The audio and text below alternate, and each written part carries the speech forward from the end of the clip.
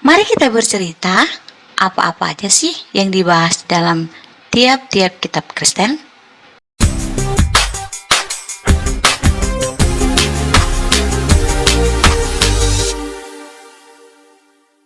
Sebagai umat Kristen, pasti tahu isi-isi Alkitab Perjanjian Lama dan Perjanjian Baru. Yang intinya sih kalian pasti tidak asing lagi dengan itu. Tapi tahukah kalian apa aja yang dibahas dalam tiap-tiap kitab? Biar sama-sama tahu, yuk kita belajar. Tapi untuk lebih mendukung topik ini, bisa nonton video link yang di bawah ini untuk menambah referensi kalian. Jadi dari Wikipedia Bahasa Indonesia, Ensiklopedia Bebas menjelaskan bahwa Kitab Kejadian merupakan kitab pertama dari kelompok kitab Taurat pada Perjanjian Lama.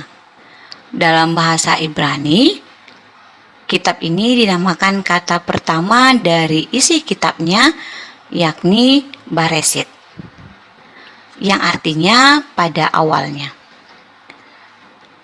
Kitab Kejadian ini menceritakan tentang penciptaan dunia, sejarah awal umat manusia, nenek moyang Israel, dan asal-usul orang-orang Yahudi. Dan kitab Kejadian ini adalah salah satu kitab pengajaran yang pertama. Kitab Kejadian ini dibagi menjadi dua bagian besar menurut jenis isi yang terkandung. Jadi kita akan bahas bagian pertama itu disebut sejarah zaman permulaan, yaitu pada Kejadian 1 ayat 11. Bagian ini mengemukakan konsep penulis kitab atas sifat ketuhanan dan hubungan manusia dengan penciptanya. Bagian ini juga memuat beberapa daftar toledot atau riwayat silsilah. Ada yang berbentuk riwayat atau narasi, dan ada yang berbentuk silsilah atau daftar keturunan. Dan telodetnya muncul pada bagian ini antaranya adalah riwayat penciptaan pasal 1, riwayat langit dan bumi pasal 2, silsilah Adam pasal 5, riwayat Nuh pasal 6, silsilah Sem, Ham dan Yafet pasal 10, silsilah Sem pasal 11, riwayat Tera pasal 11 sampai 27. Itulah bagian-bagiannya. Dan untuk bagian kedua yang disebut sejarah zaman bapa leluhur, yaitu pada Kejadian 12 ayat 50. Bagian ini menggambarkan zaman prasejarah bangsa Israel, yaitu bangsa pilihan Allah, dengan menceritakan para bapa leluhur mereka seperti halnya bagian pertama. Bagian ini juga memuat beberapa daftar toledot yang terdiri dari silsilah Ismail pasal 25 sampai 12, riwayat Ishak pasal 25 sampai 19, riwayat dan silsilah Esau pasal 36, dan riwayat Yakub pasal 37. Itulah kitab Kejadian. Untuk kitab Keluaran, ini adalah kitab pengajaran yang kedua dari Alkitab. Isinya ini menceritakan tentang kaburnya rakyat Israel secara massal dari perbudakan di Mesir. Jadi, judul yang dibahas di dalam kitab Keluaran ini adalah tentang riwayat dan pengutusan Musa pasal 1 sampai 6. Kemudian 10 tulah Mesir pada pasal 6 sampai pasal 12. Kemudian yang ketiga, keluar dari Mesir pada pasal 12 sampai pasal 18. Keempat, peraturan-peraturan pada pasal 19 sampai dengan pasal 31, dan pelaksanaan peraturan-peraturan pada pasal 32 sampai dengan pasal 40.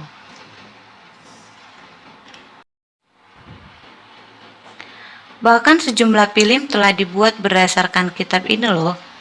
Kalau kalian pernah dengar film The Ten Commandments di tahun 1956 ini menceritakan tentang kisah Musa. Kemudian ada film animasi pertama yang dirilis oleh DreamWorks pada tahun 1998, The Princess of Egypt. Kemudian di tahun 2014 juga ada film Exodus yang judul Good and Kings. Kemudian di 2014 juga ada Patterns of Evidence Exodus. Semua film-film ini menceritakan kisah-kisah Musa berdasarkan Alkitab dan menggambarkan tokoh-tokoh dari Alkitab itu sendiri. Oke, selanjutnya jangan bosan lagi. Kita masuk ke Kitab Imamat. Kitab Imamat merupakan kitab pengajaran ketiga. Isi dari kitab ini merupakan pernyataan ilahi, yaitu perintah-perintah Tuhan kepada Musa di Gunung Sinai untuk disampaikan kepada orang Israel yang diberikan di Sinai pada zaman Musa. Kitab ini berisi rincian tentang peraturan-peraturan dalam ibadah dan upacara-upacara agama bangsa Israel pada zaman dahulu. Juga untuk para imam atau kaum Lewi yang bertanggung jawab atas pelaksanaannya. Kitab ini menjadi petunjuk untuk bangsa imam dan wakil-wakil mereka, yaitu para imam.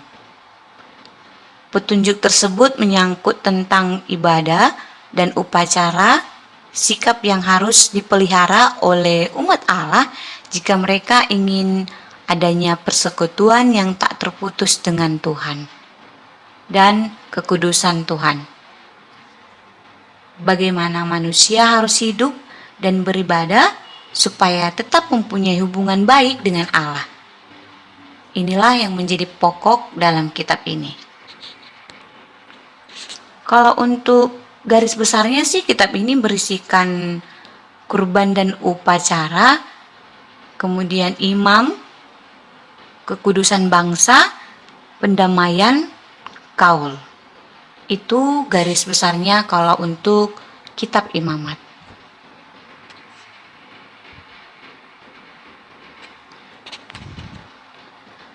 Oke, kalau untuk di dalam kitab Bilangan, ini adalah kitab pengajaran yang keempat.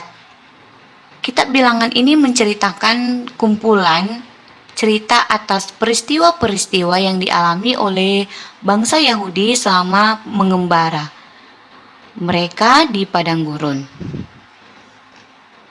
Jadi selama 38 tahun dalam perjalanan mereka ke tanah Kanaan, dalam kitab ini bagian yang paling terkenal adalah ketika Tuhan menghukum bangsa Israel sehingga setiap orang Israel yang berusia di atas 20 tahun tidak bisa masuk ke tanah Kanaan dan akan mati di padang gurun. Dan mereka akan tetap mengembara di padang gurun selama 40 tahun hingga seluruh generasi muda menggantikan seluruh generasi tua. Kecuali Yosua bin Nun dan Kaleb bin Yefune. Karena bangsa tersebut memberontak dan terus bersungut-sungut kepadanya. Selain itu disebutkan juga nasib Musa dan Harun yang tidak masuk ke tanah perjanjian karena ketidaktaatan mereka terhadap perintahnya. Bagian yang juga terkenal dari kitab ini adalah mengenai sensus terhadap seluruh suku Israel. Sensus penduduk ini tercatat dilakukan 2 kali. Sensus ini hanya mencatat pria Israel berumur 20 tahun ke atas yang mampu berperang, yang berarti para wanita, anak-anak, dan manula jika dihitung dapat membuat jumlahnya 2 kali lebih banyak. Sensus pertama dicatat pada pasal pertama, yaitu tahun kedua setelah bangsa Israel keluar dari Mesir. Jadi semua orang Israel yang dicatat menurut suku-suku mereka, yaitu orang-orang yang berumur 20 tahun ke atas yang sanggup berperang antara orang Israel, berjumlah 603.550 orang. Kemudian sensus kedua bilangan 26 yang dilakukan sebelum bangsa Israel memasuki tanah Kanaan mencatat jumlah bangsa Israel. Setelah itulah yang menyebabkan sekitar 24.000 orang mati, bagaimana dicatat di bilangan 25. Itulah orang-orang yang dicatat dari orang Israel, sekitar 6.730 orang banyaknya.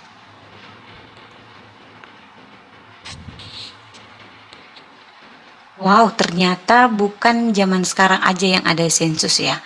Pada zaman dulu juga di dalam Alkitab bahkan tertulis di bilangan orang-orang Israel sudah disensus pada zaman itu. Oke deh, kita lanjut ke kitab Ulangan ya. Kitab Ulangan ini merupakan kitab pengajaran kelima. Nama ulangan dalam pengertian harafiahnya ya, yaitu sesuatu yang diulangi. Peristiwa dalam kitab Ulangan diperkirakan terjadi dalam beberapa periode sejak masa Musa sampai pada masa pembuangan. Kira-kira abad ke-8 atau sampai ke-7 sebelum Masehi. Kitab Ulangan juga terdiri dari serangkaian khotbah-khotbah yang diucapkan Musa di depan bangsa Israel waktu mereka berada di negeri Moab. Mereka berhenti di situ sesudah mengakhiri perjalanan panjang lewat padang gurun dan sebelum masuk ke Kanaan untuk menduduki negeri itu. Bahkan di dalam kitab Ulangan ini ada beberapa pokok yang penting seperti Musa mengingatkan bangsa Israel akan peristiwa-peristiwa besar selama 40 tahun yang terakhir. Musa memohon kepada bangsa Israel supaya mereka ingat bagaimana Tuhan memimpin mereka melalui padang gurun dan karena itu mereka harus taat dan setia kepada Tuhan. Kemudian pokok yang kedua itu Musa mengulangi 10 perintah Allah dan ia menekankan arti perintah yang pertama. Ia minta dengan sangat supaya orang Israel beribadah kepada Tuhan saja. Lalu ia mengulangi beberapa hukum dan perintah yang mengatur kehidupan bangsa Israel di tanah yang sudah dijanjikan. Kemudian beberapa pokok yang ketiga yaitu Musa mengingatkan bangsa Israel akan arti ikatan perjanjian Tuhan dengan mereka. Ia mendorong bangsa itu supaya membaharui kesediaan mereka untuk memenuhi kewajiban-kewajiban mereka. Dan yang keempat, Yosua ditunjuk sebagai pengganti Musa untuk memimpin umat Tuhan, sesudah menyanyikan sebuah lagu pujian bagi kesetiaan Tuhan dan mengucapkan berkat atas suku-suku Israel. Musa wafat di Moab di sebelah timur sungai Yordan. Jadi begitulah 5 kitab pengajaran di dalam kitab yang kita bahas di Perjanjian Lama. Kita sudah bahas ada 5 untuk kitab pengajaran di dalam Alkitab seperti ini. Setiap kitab memiliki cerita-cerita yang berbeda. Pembahasan ini pasti masih banyak kekurangannya. Dan maaf kalau ada yang kurang pas. Kalau ada yang mau ditambah dari versi kalian, silahkan komen aja.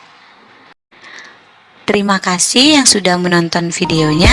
Sampai ketemu lagi di video selanjutnya. Story with me. Sehat selalu. Bye-bye.